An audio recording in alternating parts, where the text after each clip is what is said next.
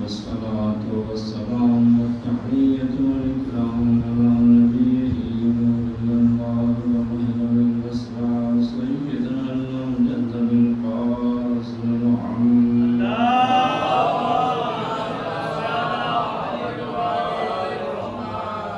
عليه الشموس التعالية والبذور المنيرة الذين اشتقت أنوارهم من نور الله عز وجل والذين جعل الله علم الأنبياء في علمهم وعد الأولياء في عدهم وسر الأصفياء في سرهم والقدرة في البحر الذين هم أساس الدين وعماد اليقين إليهم يفيء الغالي وبهم يلهب التالي وفيهم كلام القرآن وهم ألسنة الصدق وأذمة الحق سيما على وصيه المؤتمن الذي جعل الله حبه وولايته عنوانا صحيفة كل مؤمن مؤيد الأنبياء والمرسلين معلم الملائكة والروحانيين أصل شجرة طوبى وحقيقة سدرة المنتهى المتحد نوره مع المصطفى بالحسن المجتمع بالحسن فتن الأبراز بفاطمة الزهراء صلوات الله عليهم أجمعين ويجعل على آثارهم من أول الدهر إلى المنتهى مع بعض. فقد قال الحسن عليه السلام إن مثلي لا يرى ومثله صلوات محمد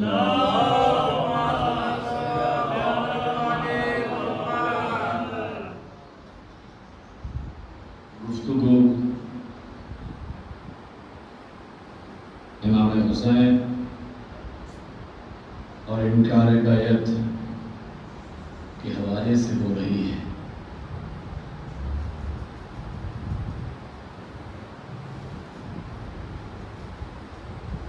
اس حوالے سے کچھ معلومات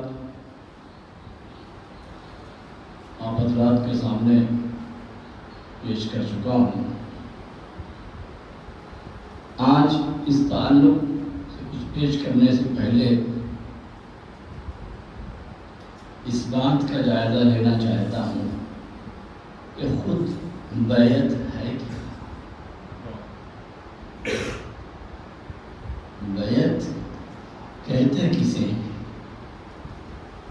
اس کی تعریف کیا ہے؟ اس کی ڈیفینیشن کیا ہے؟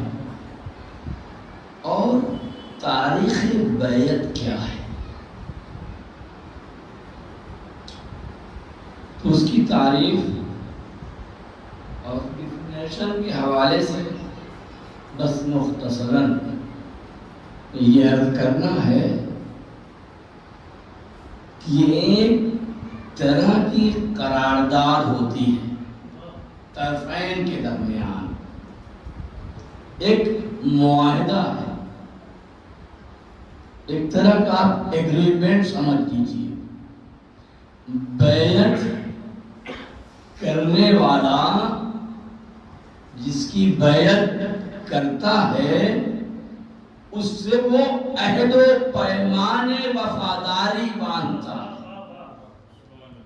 اس کی اطاعت کا اقرار کرتا ہے کہ ہم مادام العمر آپ کے اطاعت گزار رہیں گے، آپ کے وفادار رہیں گے، آپ کے اوامر کی اطاعت کریں گے، آپ کے چشم و ابرو کے اشارے پہ چلیں گے، سر منہ آپ کے کسی بھی حکم سے اختلاف نہیں کریں گے.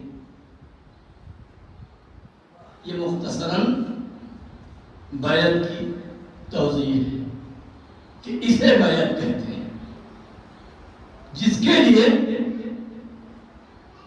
کربلا وجود میں آئی ہے. غیر مشروط اقرار اطاعت کا نام ہے بیعت. کہ اب جس کی بیعت کر لی ہے اس سے سر منہ اختلاف جائز نہیں ہے.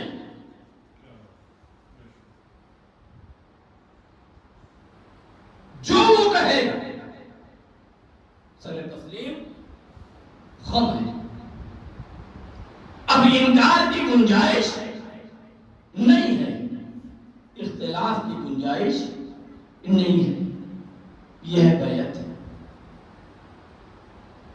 یہ اس حوالے سے ایک بات اور آپ کے گوشگزار کروں کہ بیعت ہو سکتا ہے کہ کبھی بطور مطلق اور کبھی ہو سکتا ہے بیعت مشروط ہو.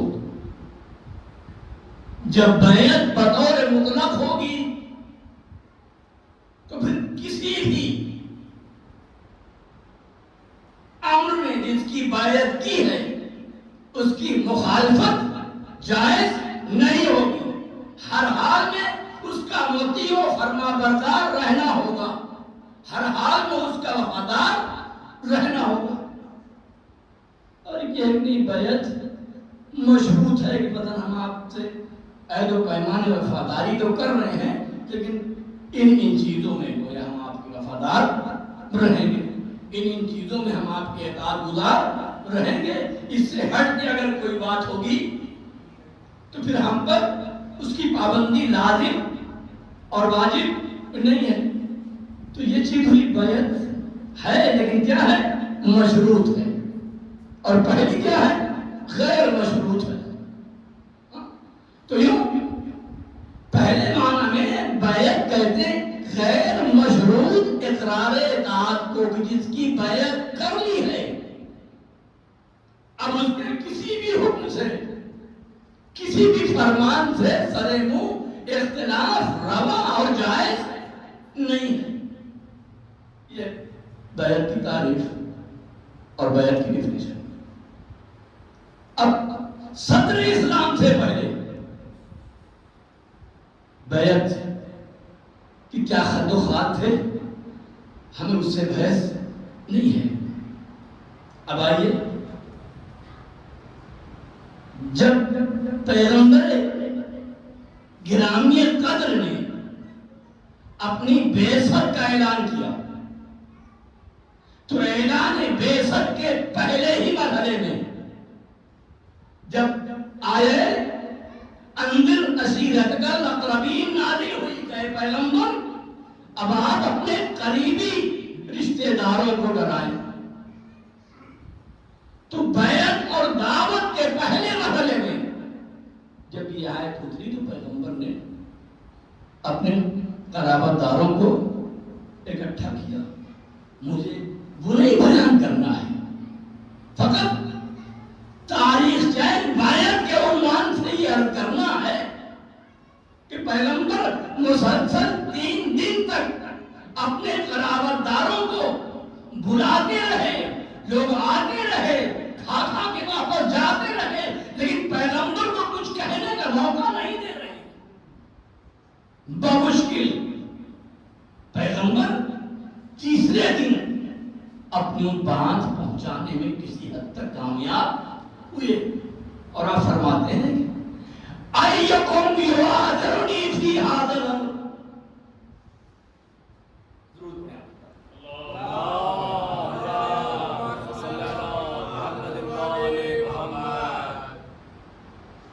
وہاں آپ دعوت العشیرہ جب اپنی بات کہہ چکے، جب خدائی پیغام پہنچا چکے تو آپ فرماتے ہیں ایکم یعاذرنی فی ھذا الامر.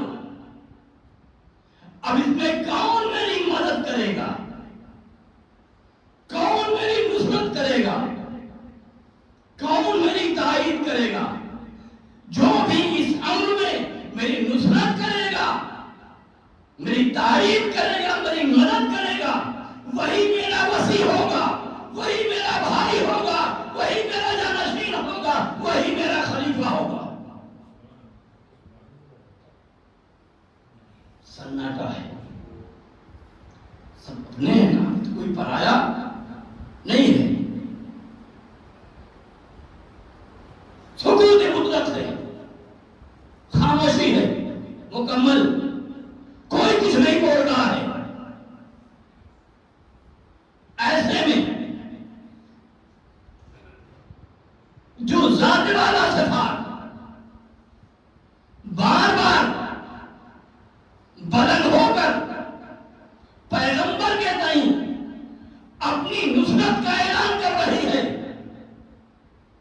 ذات والا صفات مولا متقیان علی بن ابی طالب.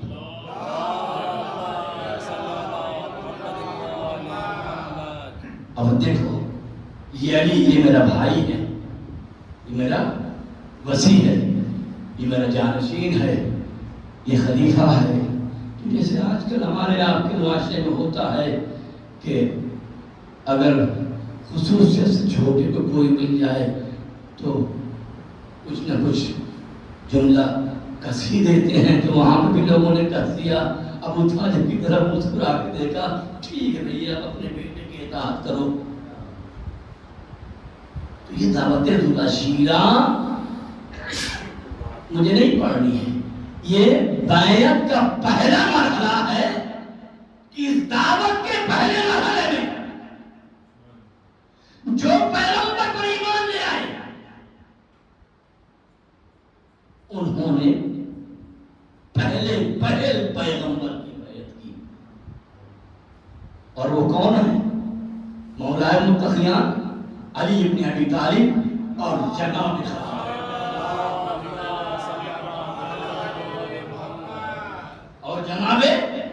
خدیجہ. پیغمبر کے علاوہ قریش پر ابھی صرف 2 مسلمان ہیں جو پیغمبر پر ایمان لے آئے ہیں، اور انہوں نے پیغمبر کے دست حق پرست پر بیعت کی ہے، یعنی پیغمبر سے غیر مشروط اقرار اطاعت کیا ہے. سراپا تسلیم ہے پیغمبر کے سامنے. یہ بیعت کا پہلا مرحلہ ہے. پوچھنا یہ ہے کہ یہ بیعت کون کر رہا ہے اور کس کے ہاتھ پہ ہو رہی ہے؟ بیعت کون کر رہا ہے، کس کے ہاتھ پہ ہو رہی ہے؟ یہ بیعت کا پہلا مرحلہ ہے، جہاں بیعت کرنے والے ایک معصوم کے ہاتھ پر بیعت کر رہے ہیں. اب سلسلہ آگے بڑھتا ہے. بیعت کا دوسرا مرحلہ دیکھیے، دعوت اور تبلیغ کا سلسلہ آگے بڑھتا ہے. دھیرے دھیرے یہ خبر مدینے میں پہنچتی ہے. ایک شخص نے جو ہے وہ قیام کیا ہے، وہ دعوے دار نبوت ہے، اس کے ایسے ایسے صفات ہیں. جب مدینے میں یہ خبر پہنچتی ہے تو کچھ لوگوں کو آنا جانا لگا ہی رہتا ہے، جستجو ہوتی ہے کہ بھائی دیکھیں آخر کہ ماجرا کیا ہے. اب لاکھ لوگ منع کریں، منع کرنے کے باوجود جو کچھ مدینے سے آئے تھے 4-6 لوگ، وہ جا کے پیغمبر کو دیکھتے ہیں، ان کی باتیں سنتے ہیں اور ان سے متاثر ہو جاتے ہیں. جب ان سے متاثر ہو جاتے ہیں تو وہاں پر یہ افراد بھی پیغمبر کے دست حق پرست پر بیعت کرتے ہیں. اس کو کہتے ہیں بیعت عقبہ اولیٰ. متوجہ ہیں نا؟ دیکھیے بڑی خوش باتیں ہیں، تر باتیں تو آپ سنتے ہی رہتے ہیں سالوں سال. کبھی کبھار مجھ جیسے آدمیوں خوش باتیں بھی سن لیا.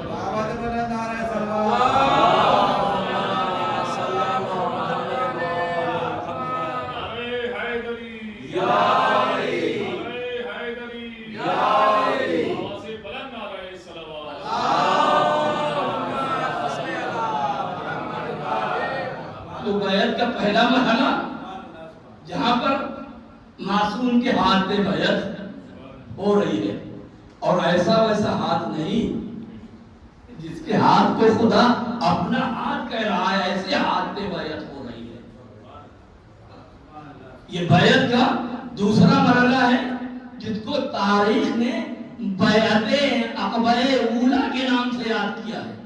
یہ وہ جگہ ہے جو مکہ اور منا کے درمیان ہے، اس لیے اس کو چونکہ وہیں پہ بیعت انجام پائی تھی لہذا بیعت عقبہ اولیٰ. اب یہ 6 آدمی جو ہے اپنا مدینے واپس چلے گئے. اب یقینی طور پہ جا کے جو کچھ دیکھا ہوگا، جو کچھ سمجھا ہوگا، جو کچھ سنا ہوگا، جو کچھ محسوس کیا ہوگا، جو کچھ جتنا تاثر پیغمبر کی ذات سے لیا ہوگا جا کے بیان کیا. اور پیغمبر کی عقیدت مندوں کی تعداد میں اور اضافہ ہوا. اب 6 سے 60-70 تک بات پہنچ گئی. اب ایک گویا کہیں کہ لمبا چوڑا جو ہے وہ وفد آیا اور اس نے بھی پیغمبر کے دست حق پرست پہ بیعت کی. اس بیعت کو بیعت عقبہ ثانیہ کے نام سے یاد کیا جاتا ہے. بیعت کرنے والے ان بیعت کے دونوں مرحلوں میں اوس و خزرج قبیلے کے انصار ہیں جو پیغمبر کے دست حق پرست پہ بیعت کر رہے ہیں. یہ کتنے مرحلے بیعت کے بھی تک انجام پائے؟ یہ تیسرا مرحلہ ہے. اب پیغمبر مکے سے مدینہ ہجرت فرماتے ہیں.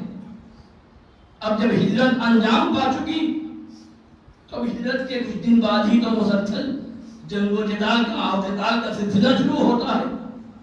پیغمبر جنگ بدر کی طرف جب روانہ ہونے لگے تو تمام لوگوں کو بلایا اور ان سے بیعت لی اور سارے لوگوں نے پیغمبر کے دست حق پرست پہ بیعت کی. کس بات کے لیے بیعت؟ اطاعت کریں گے پیغمبر کی, نافرمانی نہیں کریں گے, سرپیچی نہیں کریں گے, تمرد نہیں کریں گے. جو کچھ بھی پیغمبر کہیں گے ان کو صحیح لگے یا غلط لگے, پیغمبر کا اقدام ان کی دانش میں بجا ہو یا بھیجا ہو, ان کو حرف شکایت زبان پہ نہیں لانا ہے. اس موضوع کے تحت یہ لوگ بیعت کریں گے. لیجیے جناب, یہ بیعت بھی انجام پائی. یہ بیعت کا کون سا مرحلہ ہوا؟ آپ لوگ بولیے تب تو ہم سمجھیں گے. پیچھے آپ سن رہے ہیں, صلوات پڑھیے محمد.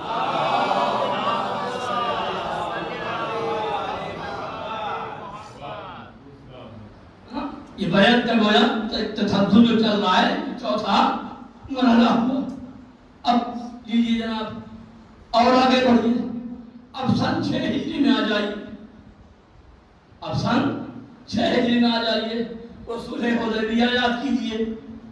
پیغمبر بقصد عمر مفردہ مکے تشریف لے جا رہے ہیں اور ابھی مکے میں داخل نہیں ہوئے ہیں اور یہ پروگرام بنا کہ بھائی کسی کو بھیج کر ان کو مطلع کر دیا جائے کہ دیکھو ہم بقصد جنگ نہیں آئے ہیں, ہمارا مقصد جو ہے وہ جنگ و جدال کرنا نہیں ہے, ہم صرف عمرہ کرنے آئے ہیں اور عمرہ کر کے اپنا سکون کے ساتھ لوٹ جائیں گے. اب وہ جائے کون؟ وہ بلی کے گردن میں گھنٹی کون باندھے؟ یہ پیغام لے کے سارے قریش ہیں, ابھی مسلمان تھوڑے ہوئے ہیں, اب جائے کون؟ اب کیا کریں بھائی, تاریخ میں یہی نام ہے, درود پڑھیے آپ حضرات.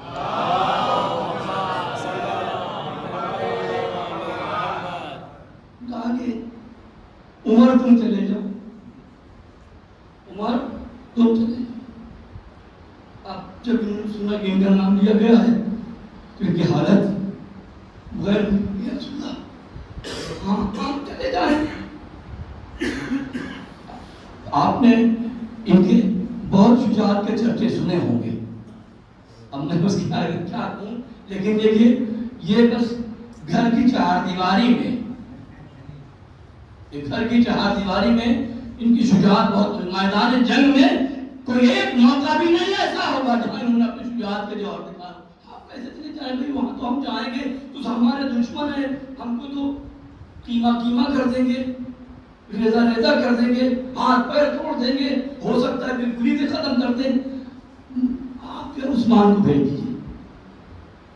یہ چونکہ دودمان بنو امیہ سے ہیں, یہ ان کی جشن و شراکت ہیں, ان کا کچھ نہیں بگڑے. لہذا جناب عثمان پیغام دے کے پیغمبر کا اب جو وہاں گئے تو ان کو روک لیا گیا. اب جب آنے میں کچھ تاخیر ہوئی تو ادھر لشکر اسلام میں بے چینی پیدا ہوئی. بے چینی کیا ہو سکتی ہے کہ کافی دیر ہو گئی ہے, نہیں آئے ہیں, لگتا ہے کہ ان کو موت کے گھاٹ اتار دیا گیا ہے. ایسے موقع پر ایک بیعت انجام پائی.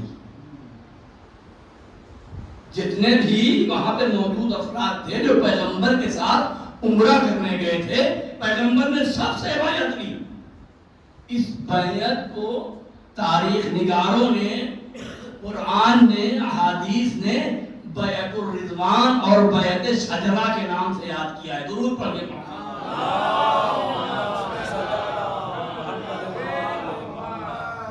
کیا کہتے ہیں بیعت کو؟ بیعت الرضوان اور بیعت شجرہ. اب بچوں کے لیے ہے کہ مطلب آخر اس بیعت کو بیعت الرضوان کیوں کہتے ہیں اور یا بیعت شجرہ کیوں کہتے ہیں؟ تو بھیا بیعت شجرہ اس لیے کہتے ہیں کہ عربی میں شجرہ کے معنی ہے درخت کی. عربی میں لٹریچر میں شجرہ کہتے ہیں درخت. چونکہ یہ بیعت زیر درخت انجام پائی تھی, لہذا اس مناسبت سے اس کو بیعت شجرہ کہا گیا. اچھا بھی بیعت شجرہ اس لیے تو بیعت الرضوان کیوں کہا گیا؟ کہ بیعت الرضوان اس لیے کہا گیا کہ اس بیعت سے چونکہ پروردگار عالم نے اپنی رضایت اور خوشنودی کا اعلان کیا تھا, اس لیے اس بیعت کو بیعت الرضوان کہا جاتا ہے. درود پر محمد.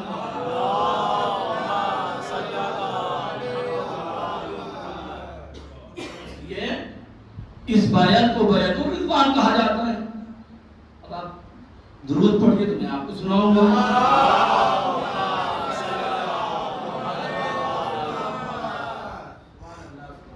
تو تاریخ بیعت بیان ہو رہا ہے. بسم اللہ الرحمن الرحیم. لقد رضی اللہ اذ یبایعونک تحت الشجرہ فعلم ما فی قلوبہم فأصابہم فتحا قریبا ومغانم کثیرا. تو چونکہ یہ جو آیت ہے جو اس صلح حدیبیہ میں جو بیعت انجام پائی تھی موقع پر, چونکہ وہ رضیہ سے شروعات ہو رہی ہے. اللہ راضی ہوا, اللہ راضی ہوا, خوش ہوا, خوشنود ہوا. کس بات سے, کیوں راضی ہوا؟ ان لوگوں کی بیعت سے جو زیر درخت انجام دے رہے ہیں,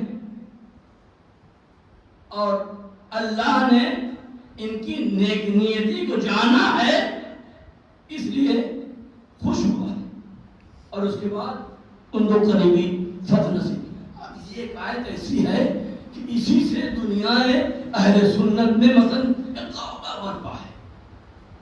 صحابہ کرام کی فضیلت میں یہی ایک آیت ایسی ہے جو محشر ہے, سمجھ لیجیے آپ بھائی. اور شاید وہ رضی اللہ رضی اللہ رضی اللہ رضی اللہ, ہاں سب کو رضی اللہ کہنے کی ایک بنیادی وجہ یہی ہے. لیکن جناب یہاں بیعت تو انجام پائی ہے, لیکن بیعت کس بنیاد پر انجام پائی ہے؟ بیعت تو ہو رہی ہے لیکن کس شرط کے تحت بیعت ہو رہی ہے, کس موضوع کے تحت بیعت ہو رہی ہے؟ وہاں جناب عثمان کو روک لیا جاتا ہے, ادھر لشکر پیغمبر میں بے چینی ہے, اضطراب ہے. کیسا لگتا ہے کہ ان کو موت کے گھاٹ اتار دیا گیا ہے. اب لشکر اسلام کی فرق ہے کہ اگر ایسا بھی ان لوگوں نے کیا ہے تو ہم بھی ان کی اینٹ سے اینٹ بجا دیں گے, اور بغیر خود عثمان کا انتقام لیے جانے والے ہم لوگ نہیں ہیں.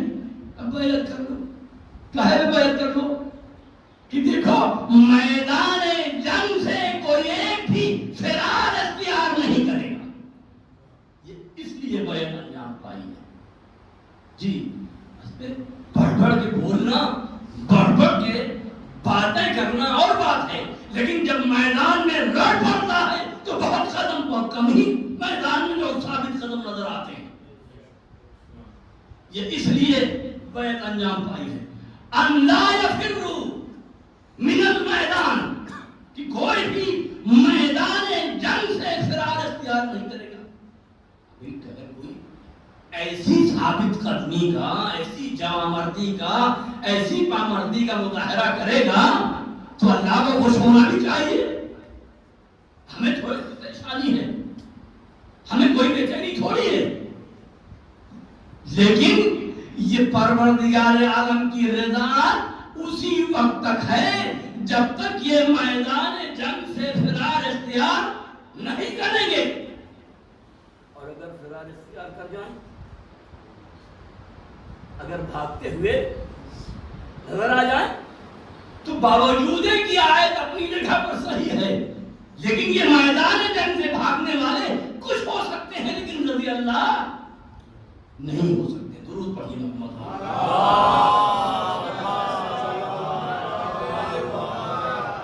تو اس شرط کے ساتھ بیعت ہو رہی ہے۔ اب مجھے مزید تو کچھ نہیں کہنا، لیکن آپ سوچیے کہ اسی صلح حدیبیہ کے بعد جنگ خیبر ہے یا نہیں ہے؟ اسی صلح حدیبیہ کے بعد جنگ خیبر ہے، اور وہ مسلسل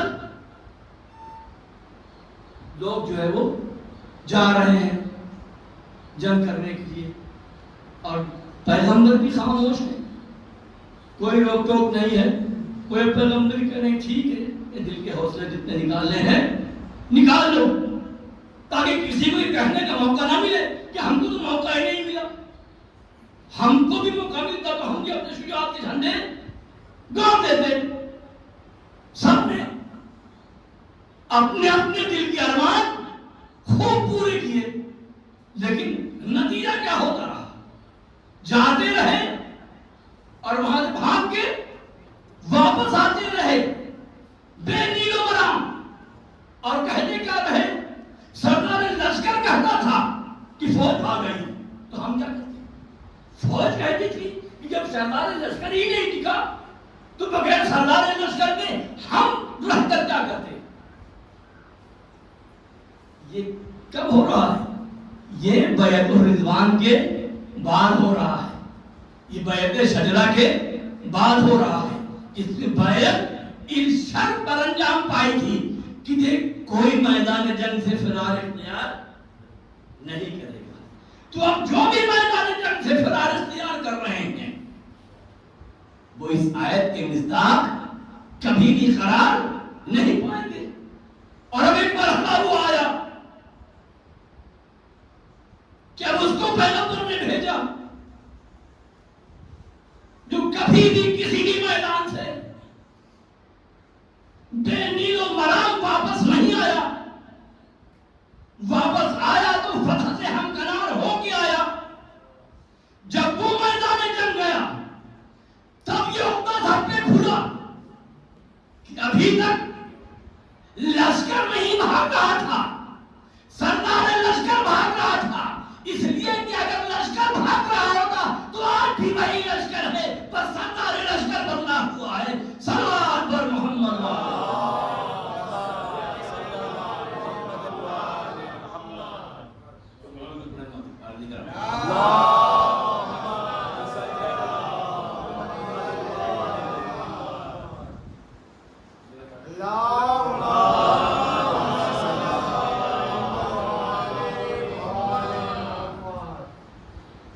تو یہ مرحلہ بیعت صلح حدیبیہ، پانچواں مرحلہ بیعت۔ اس کے بعد سن 10 ہجری،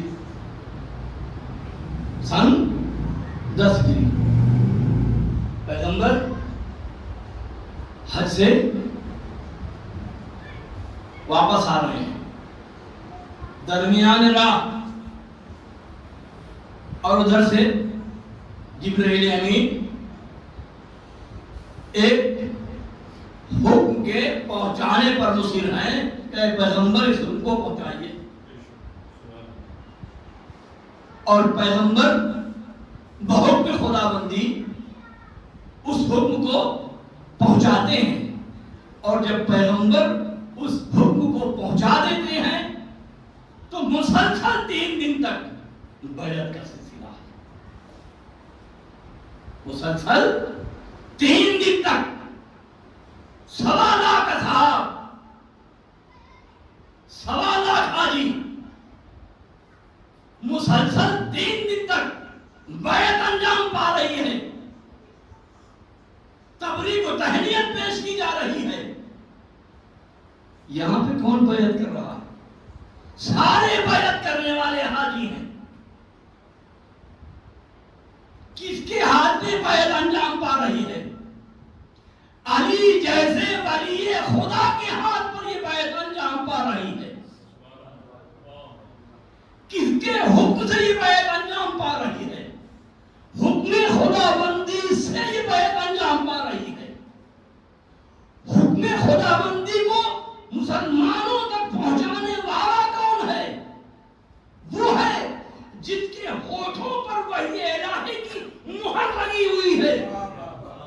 وما ينطق عن الهوى ان هو الا وحی یوحی، جہاں خواہشات نفسانی سے کلام کرنے کا سوال ہی نہیں پیدا ہوتا ہے۔ اب آپ بتائیے کہ یہ بیعت کے اتنے مرحلے جو دعوت الاسیرہ سے بیعت کا آغاز ہوا ہے اور انجام کہاں پہ ہو رہا ہے؟ غدیر پہ ہو رہا ہے۔ اول و آخر نسبتی ادارت، کتنی نسبت ہے اول کو آخر سے، جہاں چلے تھے وہیں پہنچ رہے ہیں۔ بیعت کے پہلے مرحلے میں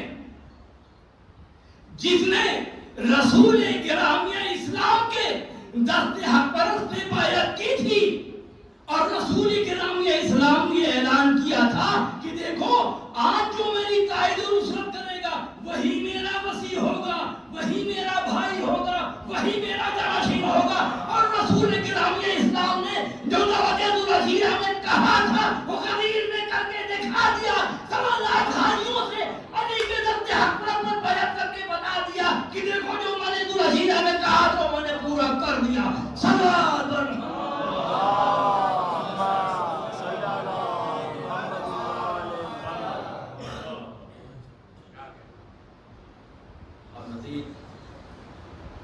اس حوالے سے کچھ کہنے وقت نہیں ہے، تو یہ بیعت کے تمام مراحل ہیں۔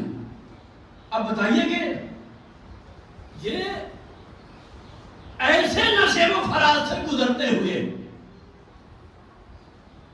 یہ مسئلہ بیعت کہاں سے شروع ہوا اور کہاں پہنچا، اور پھر دور مرسل اعظم کا اختتام ہوتا ہے، اور پھر بیعت کا ایک نیا مرحلہ شروع ہوتا ہے جو میری صبح کی مجلس کا موضوع ہے۔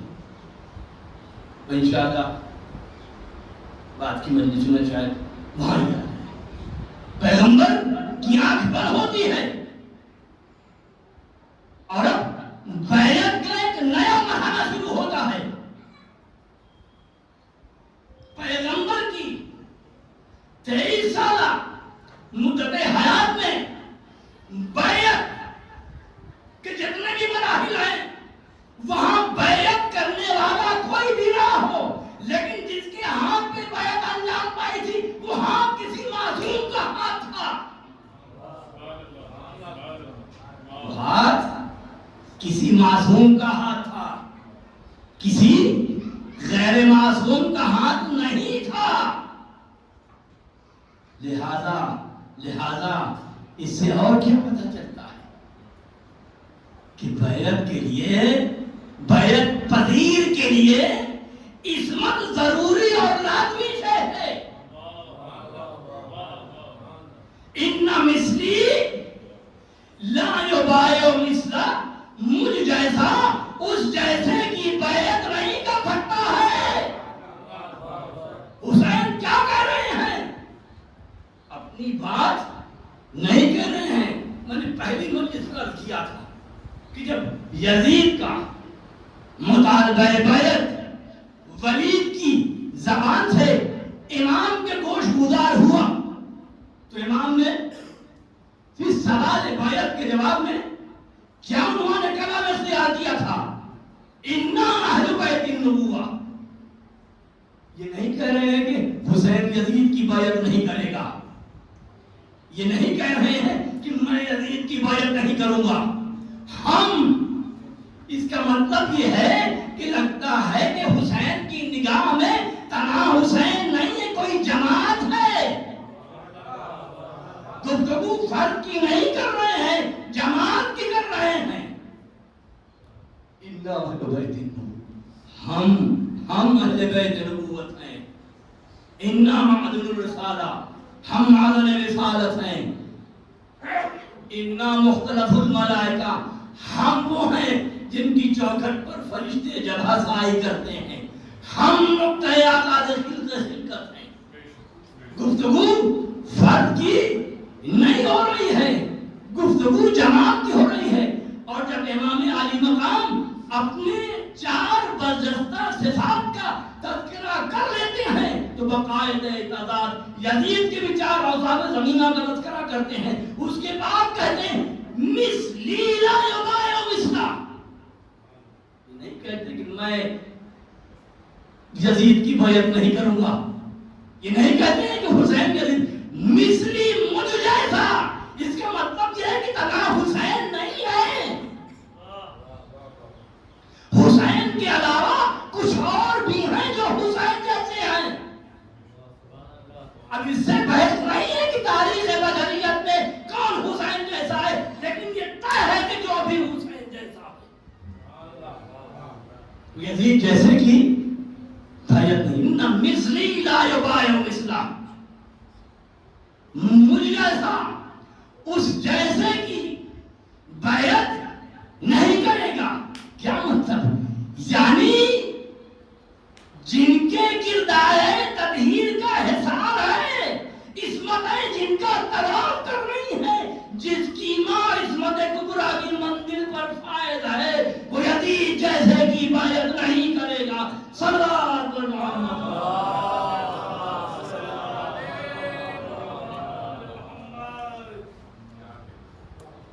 ان مثلی لا یبایع، مجھ جیسا اس جیسے کی بیعت نہیں کرے گا۔ اب یہ انکار امام حسین ہے، لیکن بچوں کے ذہن میں تو یہ سوال آ ہی سکتا ہے کہ ٹھیک ہے، آخر امام نے کیوں انکار بیعت کیا؟ اس کی بھی کوئی بنیادی وجہ ہونی چاہیے۔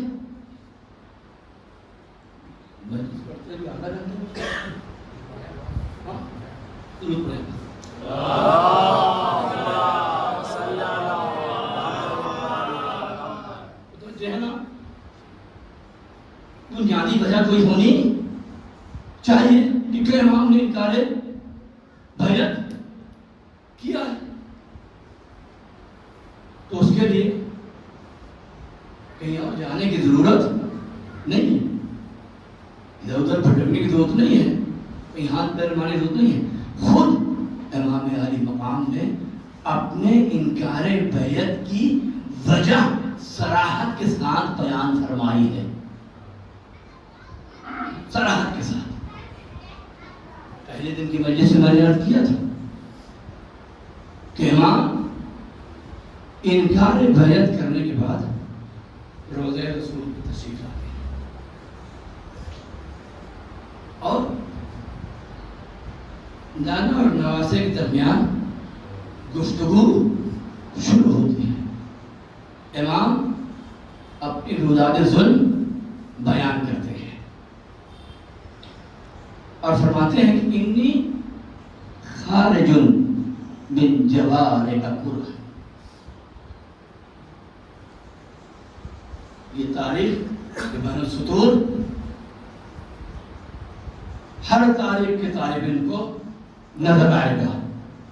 انی خارج من جوال کا قرآن. یہ تنہا نانا سے شکوہ و مناجات تھوڑی کر رہے ہیں. یہ رہتے دنیا تک کے مسلمانوں کو بھی حسین بتا رہے ہیں کہ دیکھو یہ جان لو کہ حسین نے اگر نانا کے مدینہ کو چھوڑا ہے تو کیوں چھوڑا ہے. میں اپنی مرضی سے اپنی خوشی سے اے نانا آپ کے جوار کو چھوڑ کر نہیں جا رہا ہوں. مجھے بجبر اکراہ مجبوراً جانا پڑ رہا ہے. فرقوا بینی و بینک. اور نانا میرے اور آپ کے درمیان جدائی ڈالی جا رہی ہے. مجھے آپ سے جدا کیا جا رہا ہے. یہ سب کیا جا رہا ہے کیوں کیا جا رہا ہے؟ امام علی مقام نے اس کی وجہ بیان فرمائی ہے. آپ فرماتے ہیں حیث انی لم ابائے لیزید. نانا آپ کے نواسے کا آپ کے بیٹے کا جرم یہ ہے کہ اس نے یزید کی بیعت سے انکار کر دیا جس کی پاداش میں مجھے جبراً مدینے سے نکلنا پڑ رہا ہے اور مجھے آپ سے جدا ہونا پڑ رہا ہے. حیث انی لم ابائے لیزید. وجہ اس کی یہ ہے کہ میں نے یزید کی بیعت سے انکار کر دیا ہے. اور میں مسلسل کرتا آ رہا ہوں کہ امام علی مقام نے جہاں پر بیعت کی گفتگو کی ہے، امام علی مقام نے بیعت کی گفتگو کبھی بھی ذات کے تناظر میں نہیں کی ہے، کبھی بھی ذات کے آئینے میں نہیں کی ہے. امام علی مقام نے جہاں پر بھی بیعت کی گفتگو کی ہے صفات کے تناظر میں کی ہے. حیث انی لم ابائے لیزید. وجہ اس کی یہ ہے کہ میں نے یزید کی بیعت نہیں کی. کون یزید؟ کون یزید؟ ذات کے تناظر میں گفتگو نہیں کر رہے ہیں. یہ نہیں کہ وہ یزید جو معاویہ کا بیٹا ہے، جی نہیں. شارب الخمور. حیث انی لم ابائے لیزید. کون یزید؟ شارب الخمور، راکب الفجور، فاعل الشرور. یہ تین صفتیں. میں نے یزید کی بیعت نہیں کی. کیوں نہیں کی؟ اس لیے شراب کے نشے میں دھوت رہا کرتا ہے. شراب ہی اور کیا ہے؟ راکب الفجور، فسق و فجور کا، برائیوں کا شوقین اور دلدادہ ہے. فائد شروع سارے برے افعال و اعمال انجام دیتا ہے. اس لیے میں نے یزید کی بیعت نہیں کی. اس کے بعد آپ بیان فرماتے ہیں فَإِنْ أَنَا فعلت. بیعت تو نہیں کی.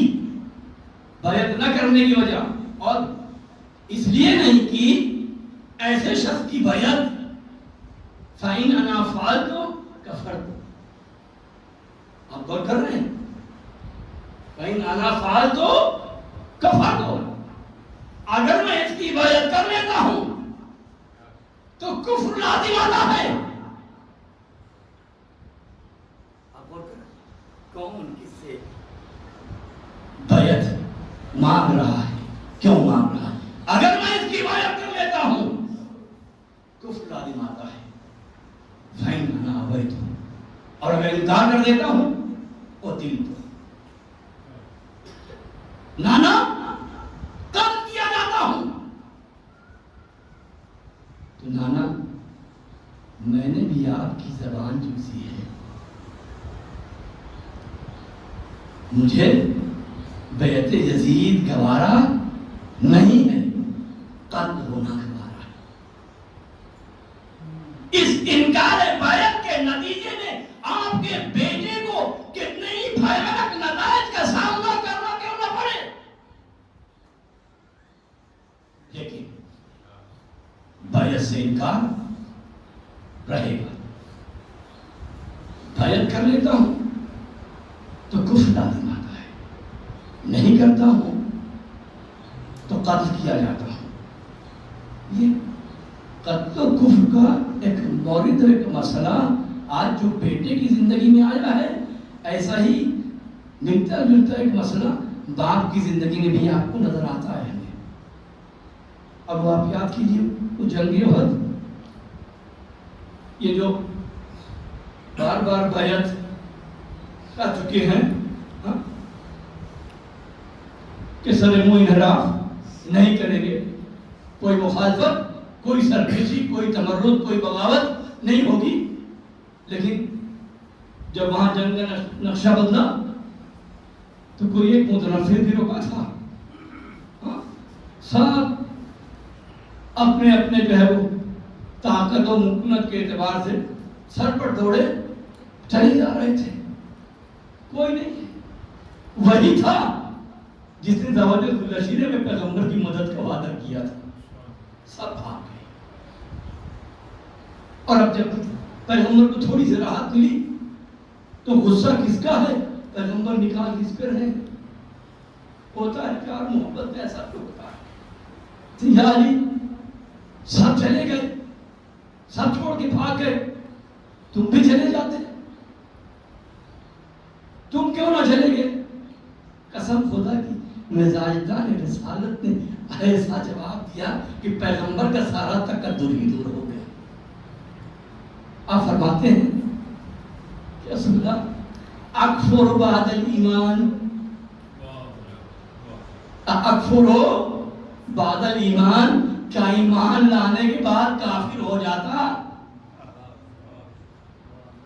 اس کا مطلب یہ ہے کہ جتنے میدان احد سے فرار کر گئے ہیں وہ ایمان لانے کے بعد کافر ہو گئے ہیں۔ اب ان کو اپنا اس ایمان اور اسلام ثابت کرنے کے لیے پہلے اپنا کلمہ پڑھنا ثابت کرنا پڑے گا، تب کہیں ان کا جا کے مومن ہونا ثابت ہوگا۔ صلوات محمد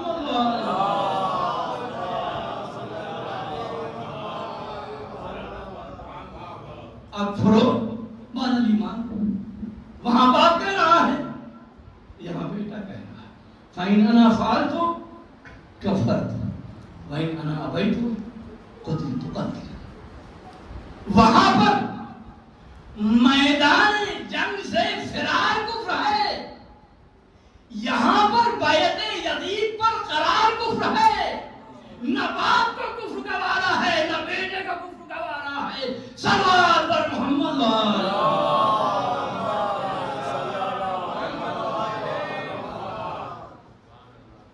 ان مثلی لا یبایع مثلہ، مجھ جیسا اس کے جیسے کی بیعت نہیں کر سکتا ہے۔ اور زہرا کے لال نے اگر انکار بیعت کر دیا تو پھر اس کو مرتے دم تک نبھایا۔ یہ اس لیے کہ یہ غیر سوچا سمجھا اقدام تھا، بغیر سوچے سمجھے یہ اقدام حسین ابن علی نے نہیں کیا ہے۔ انکار بیعت کے نتائج سے زہرا کا لال بخوبی واقف ہے۔ ہر دور میں انکار بیعت کے جو نتائج انبیاء کرام کو دیکھنے پڑے ہیں وہ سارے نتائج حسین کی نگاہوں کے سامنے ہیں کہ انکار بیعت کے نتیجے میں کس نبی کو کن کن مسائل سے دو چار ہونا پڑا ہے۔ چونکہ سوچ کے سمجھ کے زہرا کے لال نے انکار بیعت کیا تھا، لہذا اب کچھ بھی ہو جائے آخر تک इनकार बैत रहेगा। नाना का मदीना छोड़ना पड़े, इनकार बैत रहेगा। नाना का मज़ार छोड़ना पड़े, इनकार बैत रहेगा। भैया की लहर छोड़नी पड़े, इनकार बैत रहेगा। माँ की कब्र छोड़नी पड़े, इनकार बैत रहेगा।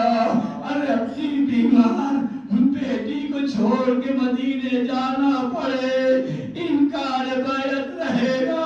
खौफो हरास के अय्याम में जिंदगी के शब रोज गुजरे, इनकार बैत रहेगा। आज़ादी आने मोहतरम मक्के पहुंचकर हज को उम्रे से तब्दील करना पड़े, इनकार बैत रहेगा। अरे रास्ते में हुर्रजा में फरसे हुसैनी पे हाथ डाले, इनकार बैत रहेगा।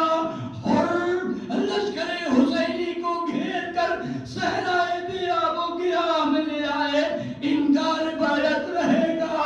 फुरात के किनारे ख़याम नस्ब किए जाए, इनकार बैत रहेगा। फुरात के किनारे से खैमों को उठाना पड़े, इनकार बैत रहेगा। हाँ अज़ीज़ान मुहतरम, 7वीं मुहर्रम आए और बंदिशे आपका इंतजाम किया जाए, इनकार बैत रहेगा। शब आशूर आए, इनकार बैत रहेगा। रोज़ आशूर आए, इनकार बैत रहेगा। और बाब अल्लाह अभी भी हुसैन इकरार बैत करके न जाने कितनों को बचा चुके हैं। असहाब सब मारे जा चुके हैं, अंसार सब मारे जा चुके हैं। अभी जवानाने बनी हाशिम को हुसैन बचा सकते हैं, लेकिन हुसैन ने ज़हरा के लाल ने ऐलान कर दिया, अरे जिस राह में मेरे हबीब की बीवी काम आई है, उसी राह में मेरे अली अकबर की जवानी भी काम। खुदा आपको किसी गम में न बनाए सिवाय ज़मीन मज़लूम करबला के। हमार बाप अदा जंग के करबला, मार गए करबला, अजीब मार्का है, अजीब कारदार है। जो इस जंग में, जो इस मार्के में नजर आएंगे मुनादिर, वो आपको कहीं और नजर नहीं आएंगे। मैदान कारदार गर्म है, असहाब जगह बात गिरे, जामे शहादत नोश कर रहे हैं। इसी असना में गुलाम तुर्की आगे बढ़ा, दस्ते अदब जोड़िए ऐ फर्जंदे रसूल, अरे मुझे भी इसने शहादत हो। जब मौला ने गुलाम तुर्की को इतने जहाद मांगते हुए देखा, तो आप फरमाते हैं, जो मैंने तुझको अली इब्न हुसैन को बख्श दिया, अब वही तेरे आका है, अब वही तेरे मौला है। आप तसव्वुर कर सकते हैं, आप सोच सकते हैं कि आखिर ऐसी क्या बात थी कि मौला हुसैन ने गुलाम तुर्की को इमाम सज्जाद को हदिया कर दिया। खुद इमाम ने इजाज़त दी और कहा कि कोई तुम्हारे आका मौला है, अब तुझको उनसे जाकर इजाज़त देनी होगी। इमाम खूब समझते हैं कि मेरे बेटे सैयद सज्जाद के लिए ये ऐसा गम होगा, ये ऐसा तलक होगा कि जिंदगी को भी जिंदगी भर सैयद सज्जाद को चैन से रहने न देगा। क्या है, मेरा बाबा मारा गया, मेरे भाई मारे गए, मेरे चचा मारे गए, पूरा खानदान आले मोहम्मद मारा गया, लेकिन हाय मैं करबला में होते हुए कुछ न कर सका। शायद इसी तसव्वुर के तहत इमाम अली मकाम ने गुलाम तुर्की को सैयद सज्जाद को हिबा कर दिया कि जब वो उनके आका मौला हो जाएंगे तो वो गुलाम तुर्की सिर्फ गुलाम तुर्की नहीं होगा, बल्कि गुलाम तुर्की होने के साथ साथ नायब ज़ैनुलाब्दीन भी होगा, नायब सज्जाद भी होगा। चुनांचे यही हुआ भी, जैसे ही गुलाम तुर्की ने सुना कि इमाम फरमाते हैं कि देख तुझे मैंने आजाद कर दिया है, तुझे मैंने अपने बेटे सैयद सज्जाद को बख्श दिया है, अगर अब तू رفتار میں جانا چاہتا ہے تو تجھ کو میرے بیٹے سید سجاد سے اجازت نہیں ہوگی. غلام ترکی سید سجاد کے خیمے میں آیا. ارے اپنے رخسار کو سید سجاد کے تلووں سے مس کرنا شروع کیا. سید سجاد غش کی عالم میں ہے. تادیر اپنے رخسار کو غلام ترکی بیمار امام کے تلووں سے مس کرتا رہا. اور باب ادا سید سجاد کو غش فاقہ ہوا. کیا دیکھتے ہیں یہ غلام ترکی اپنے رخسار کو ان کے تلووں سے مس کر رہا ہے. پوچھتے ہیں کہ بھائی کیا بات ہے, کیا ماجرا ہے, آخر تم میرے پاس کیوں آیا ہے؟ غلام کہتا ہے مولا میں آپ کے بابا کے پاس گیا تھا, ان سے اتنے جہاد مانگ رہا تھا. مولا نے مجھے آپ کے حوالے کر دیا کہ اب میرے آبا کو مولا ہے. اے مولا اب آپ مجھے اتنے جہاد مرحمت فرمائے. امام نے غلام ترکی کو اتنے جہاد عنایت کیا. اب سید سجاد نے کہا ہے بوئی اماں ذرا خیمے کا پردہ ہٹا دیجئے, میں اپنے اس غلام کی جنگ کا منظر دیکھنا چاہتا ہوں. غلام ترکی روانہ میدان قتال ہوا. کشتوں کے کشتے لگانے شروع کیے. 50 ملاعین کو واصل جہنم کیا. ایک مرتبہ تیر اندازوں کا ایک رسالہ بڑھا. اس نے چاروں طرف سے غلام ترکی کو لرزے میں لیا. تیروں کا میں برسنے لگا. غلام ترکی گھوڑے سے دوڑا کے زمین پر آیا. حسین کو مدد کے لیے بلایا. حسین غلام ترکی کے سرانے پہنچے. اس کے سر کو اپنی آغوش میں لیا اور اس کے منہ پہ منہ رکھ دیا. اور غلام ترکی کو معراج مل گئی. حسین نے کام صرف اپنے لال علی اکبر کے لیے کیا ہے یا اس غلام ترکی نے بھی کیا ہے؟ یہ اتنا بڑا اعزاز غلام ترکی کو نائب سجاد ہو کے مل رہا ہے. جیسے ہی امام نے اس کے چہرے کو خاک و خون سے صاف کیا, غلام ترکی نے آنکھ کھول کے دیکھا, اپنے سر کو امام کے زانوں میں پایا, مسکرا کے کہتا ہے ارے من مصری, مجھ جیسا کون ہے